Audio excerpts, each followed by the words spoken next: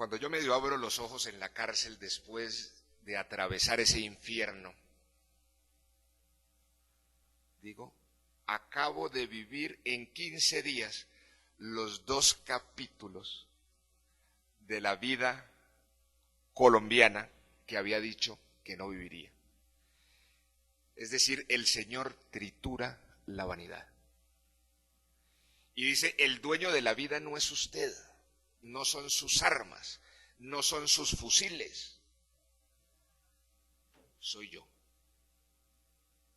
Y a partir de ahí comienza un camino distinto, donde de verdad el espejo retrovisor adquiere dimensiones distintas y por lo general se astilla. Ese versículo bíblico de Juan 14:6 de yo soy el camino, la verdad y la vida, comienza a taladrar la reflexión y el corazón. Y lo primero que quiero compartir con ustedes es que el camino del cristiano es el camino más bello, pero no es el camino más fácil. La conversión significa una salvación. La conversión significa un encuentro con Cristo, pero de allí para adelante comienza un camino que en el caso particular mío ha sido lleno de dificultades. Entre otras cosas porque es un proceso en el que comenzamos a dejar de ser lo que éramos sin haber aprendido a ser lo que debemos. Y comienza una etapa donde uno vive miedos e incertidumbres sumamente duras. Porque ya entendemos que la vida y los criterios del mundo no forman parte de nuestro camino, pero tampoco conocemos las coordenadas y las brújulas de ese camino de fe que es el aprendizaje del cristiano. Y las tentaciones por devolverse son enormes. Entre otras cosas porque por lo menos la sensación, aunque mentirosa, pero sensación, de que uno es solvente en el mundo, de que es inteligente, de que tiene un reconocimiento, de que si va para la guerra tiene fusiles, de que si va para la política tiene votos, de que si va para la economía tiene plata, de esas cosas que forman parte de las lógicas en las que nos criamos y en las que vivimos, comienzan a desaparecer. Sabe uno que ni la plata es plata, que ni el fusil es fusil, que el voto no es voto, pero tampoco tiene claro qué es lo otro.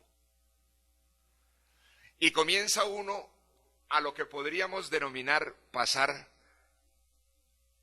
por el valle que a veces es muy desierto, de la montaña del mundo a la montaña de la fe.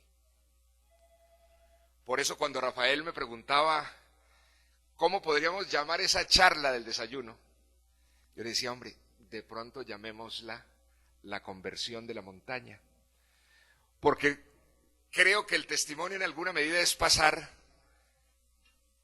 de la montaña del mundo a la montaña de la fe. Y comienza uno en ese ejercicio y en ese camino de dificultades, de aprendizajes y de encuentros de vida a vivir milagros. Este es el milagro de haberme sacado de las manos mismas de la muerte. Pero comienza uno a vivir milagros que a mi juicio son mucho más importantes y sorprendentes. Y no me refiero a los milagros como ese de salir de un imposible, o de los milagros que muestra abundantemente la Biblia, tanto en Cristo como en los apóstoles, por ejemplo, sino los milagros que comienzan a ocurrir y son los más difíciles en el corazón de uno.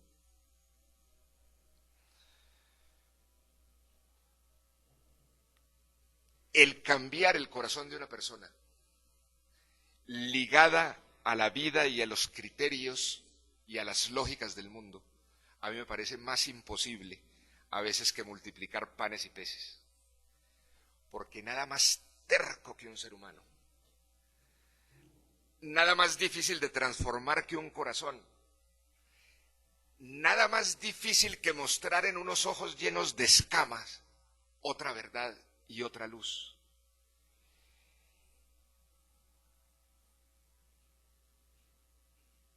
Es más frágil una cordillera que una equivocación. Y solamente Dios cambia esos corazones. Hay un cambio, por ejemplo, que me parece esencial y dificilísimo en el cristiano, que es aceptar la condición esencial de pecador del ser humano y por lo tanto propia. El mundo, por el contrario, nos dice: usted es inteligente, usted es capaz, usted sobre sus hombros. Y por eso en el mundo nos volvemos juzgadores y señaladores. Yo creo que esa lección, cuando el Señor nos comienza a triturar y a cincelar la vanidad, y empieza a descubrirnos y a hacernos ciertos en nuestra condición de pecadores, creo que es un primer golpe a esa característica constante del mundo, que es el fariseísmo, en que los que nos sentimos buenos nos sentimos con el poder de señalar y con el poder de inclusive matar a otros, a cuento de la verdad de nuestros ideales, de nuestras instituciones, de nuestros trofeos, de nuestras creencias y de tantas razones por las cuales los seres humanos nos hemos matado a lo largo de toda la historia en absolutamente todas las naciones del mundo. Creo que es entender que no es sobre nuestras obras ni sobre nuestra supuesta virtud que podemos salvarnos, sino sobre la gracia, sobre la generosidad y el amor de Dios, el elemento primero que comienza a ser entendido y a transformar nuestros corazones. Por eso, en esa transformar los corazones, ocurre ese milagro que menciona la Biblia en Ezequiel. Y es cuando Dios nos da un corazón nuevo y nos cambia un corazón de piedra por un corazón de carne, sensible, que comprenda al otro, que sepamos que resbalamos y que caemos, que cuando nuestro vecino cae debemos tenderle la mano para seguir y no señalarlo y hundirlo. Y nos da un corazón de perdón. Esta mañana, en oración, yo me acordaba que estamos comenzando noviembre y hace 26 años se dio la toma del Palacio de Justicia. Y sabía que en este desayuno vendrían hermanos que forman parte y han formado parte de las fuerzas militares. Y el Señor me ponía en el corazón decirles que nosotros les pedimos perdón a ustedes y a la nación, porque sabemos que esa violencia trajo demasiado dolor. Y quería decirle y orar también por el dolor que puede estar sintiendo en este momento el coronel Plazas y su familia. Porque él está siendo víctima del corazón no perdonador de esta nación. Porque no tiene mucho sentido que el coronel Plazas no esté disfrutando de los beneficios de esa paz en esa guerra que fue la misma la de él y la mía. Yo quisiera que Colombia tuviera un sentido de perdón y de cerrar capítulos. Que no siguiéramos hurgando dolores y heridas que nunca nos van a permitir una reconciliación como nación en el amor. Por eso la paz y el progreso de nuestra nación no vendrán de la política, ni vendrán de las ideologías, ni vendrán de los modelos económicos y las entelequias del desarrollo y toda esa cantidad de cosas que se inventan los genios de la academia y de la política. La paz y el progreso de nuestra nación vendrán solo y exclusivamente de la transformación del corazón de los colombianos. Solamente cuando nosotros podamos incorporar el perdón desde el amor, no la firma de acuerdos para silenciar fusiles, sino la transformación del corazón para abrazarnos en el reencuentro de una nación. Esta semana le daba yo una entrevista a Rosenberg Pavón, que está haciendo unas entrevistas a exmiembros del M-19 para un trabajo que le pidió el presidente Santos.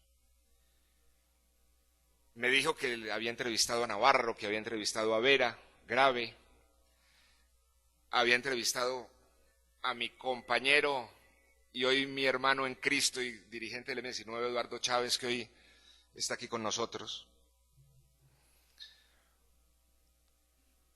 Y decía, mire, la única visión distinta sobre la paz me la han mostrado Eduardo y usted, que son los cristianos. Porque todos hacen una lectura de la política. Y entonces las preguntas son, ¿y usted qué le diría a Cano? ¿Y usted qué piensa de Gavino? ¿Y usted qué cree de las Bacrimi? ¿Y usted qué piensa de la estrategia del gobierno? Yo le decía, mire, a mí me importa poco lo que en este momento estén pensando Cano y Gavino y aún el gobierno. Yo tengo otra preocupación, y es que en este país, en esta nación, con esta sociedad, no podemos construir paz. Le dije, si nosotros con la decisión que tuvimos,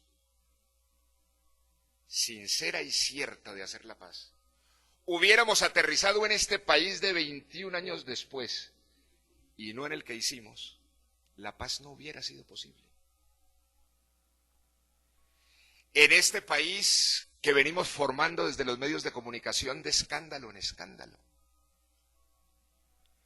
En este país lleno de ONGs que vienen a sembrar una moral libresca, que piensan que por sobre todo está el cobro de cuentas y no la reconciliación. Por esta alma pugnaz en que nos hemos convertido. Una nación donde juramos que nos está fallando la política o que nos está fallando la economía, no. Una nación donde nos está fallando el corazón. Hay elementos de insolidaridad, de violencia que van más allá. Me acordaba de una de esas historias parabólicas, de que el Señor un día, Dios un día, cansado de tantas peticiones y tanta cosa del mundo, congrega a sus ángeles y les dice que va a esconderse. Y pide una asesoría de dónde esconderse. Entonces le dice un ángel, Señor, escóndase en lo más profundo del mar, que allá no llega el hombre. Y le pregunta al otro y le dice, mire, escóndase detrás del sol, detrás de la luna, allá no llega. Y Dios no estaba muy convencido. Y le pregunta al tercer ángel, que era como el más creativo, le dice, ¿dónde me escondo? Dice,